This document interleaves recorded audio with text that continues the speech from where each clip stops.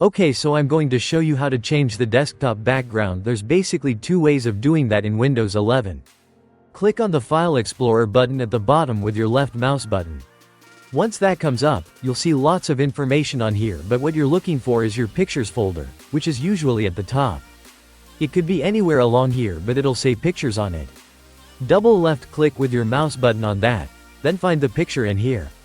Mine's in the folder called Wallpaper. Yours might be somewhere different. But once you've found the picture, you just right-click on the picture, that's the right mouse button, and click where it says Set as Desktop Background. Once you've done that, you will see the background changes. And there you go. You've got the background set how you want it. The other way of doing it is right-clicking on the desktop background. So when there's nothing else on the screen, you right-click there and you'll get an option for Personalize. Left-click on Personalize and you'll get this screen up here, which looks slightly different than the previous screen.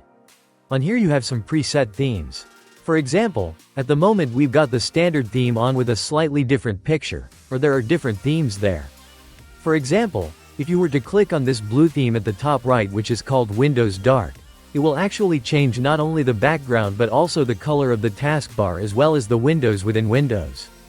Some people like dark themes, some don't.